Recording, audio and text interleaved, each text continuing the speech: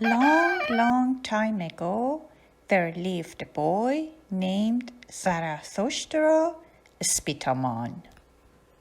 He lived with his 4 brothers, his mom Dugdov, and his dad Pushaspa. Zarathustra was a very kind boy. One day he found a sick dog with her sick puppies. He took them home and took care of them. In winter, he would take hay from his dad's stables and fed neighbors' hungry horses. Zarathustra grew up to become a curious teen. He would ask many questions from his dad, but his dad had no answer for his questions. So he would send Zarathustra to village priests. The village priests did not have the answer to his questions either. Instead, they gave him a bowl of water and told him that if he drinks the water, he would be as wise as them. Zarathustra didn't say anything. He took the bowl of water and gave it to a couple of thirsty horses. He thought to himself, nothing positive came out of my meeting with those silly priests, except giving water to these thirsty horses. On his way home, Zarathustra heard a commotion. He ran toward the noise and saw a young girl drowning in the river. Her old father was standing there crying in despair, but nobody was willing to help the poor girl. Zarathustra jumped into the river and saved the young girl from drowning. An old sage witnessed the event and thought to himself, when I look up, I see the gods. When I look down, I see the demons.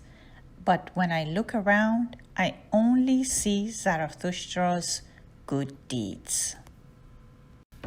When Zarathustra turned 20, he decided to leave his clan in search of truth. So he said goodbye to his mom and dad and his brothers and went into wilderness. On the way, he met a wise man and asked him, "How can I make the world a better place?"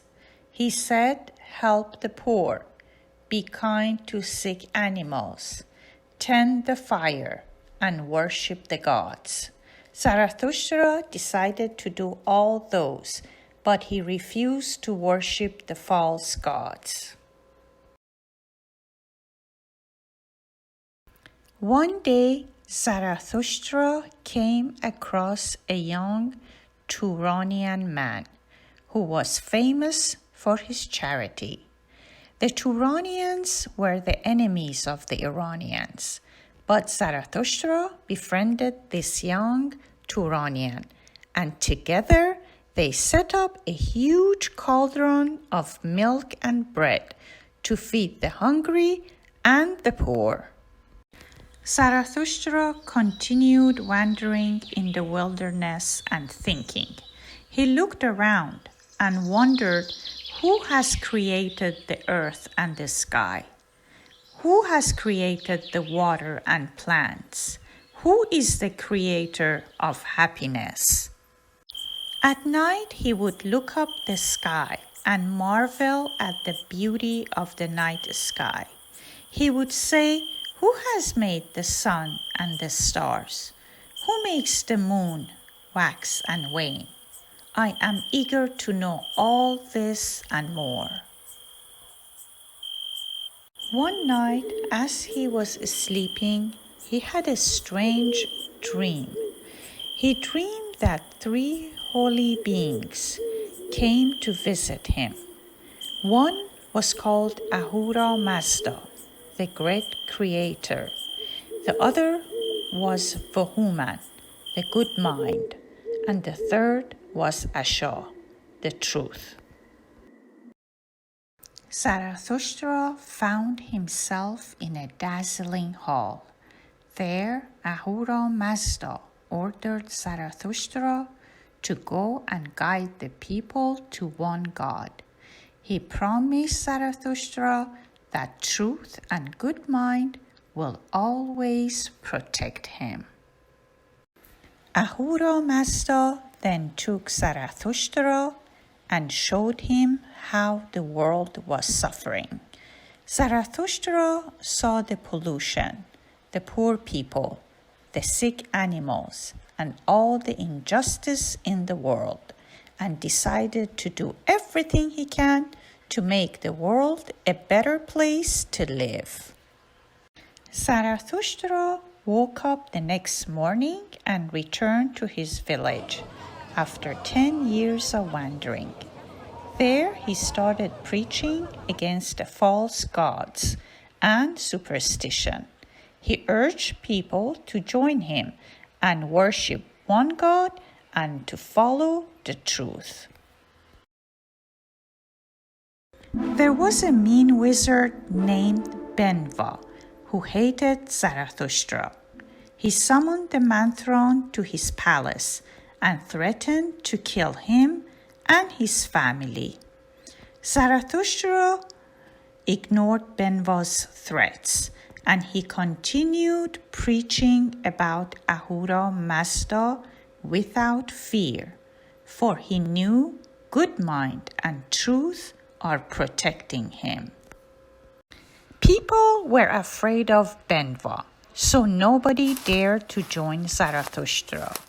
One day, as he was walking in the woods with his cousin Medioma, there he convinced his cousin to accept his message, and Medioma joined Zarathustra. Together, they decided to do something drastic. So Zarathustra, along with Medioma and a few followers, left the Spitaman clan in search of a powerful ruler who could support Zarathustra and his religion. One day, they came across the Fariana brothers, who were fierce Turanian warriors. Everyone was scared of the Turanians, so they wanted to start a fight. But Zarathustra remained calm and cool. He talked calmly to the warriors, and eventually he befriended the Turanian brothers, who accepted his religion and agreed to join him in his quest.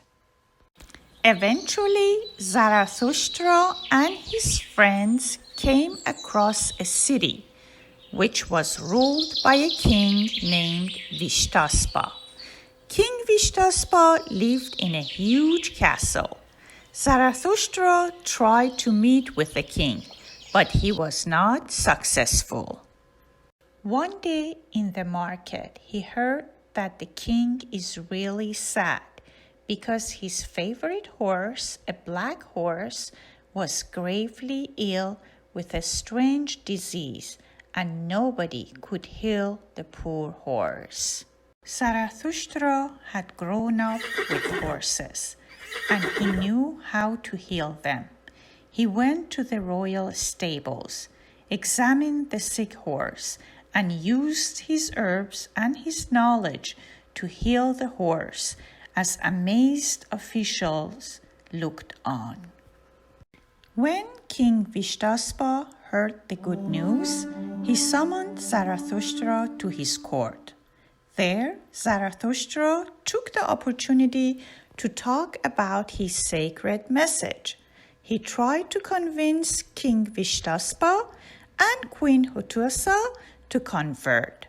King Vishtaspa was not convinced though. He summoned all the wise men of his realm to test Zarathustra. The wise men gave Zarathustra 33 questions. He answered all of them perfectly. After that, King Vishtaspa understood Zarathustra's wisdom and accepted his message.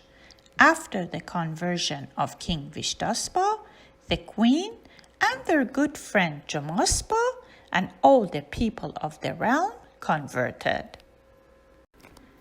Among King Vishtaspa's courtiers was a young girl named Hovovi. Zarathushtra married Hovovi and had 6 children with her. His daughters, Freni, Thriti, and Puchista, all helped their father spread his sacred message far and wide.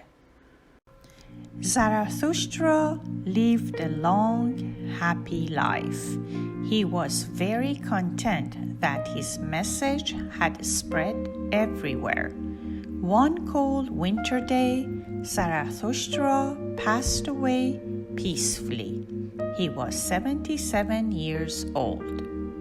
The 3 sacred beings visited him then and took his soul to the house of song, where all the righteous people lived.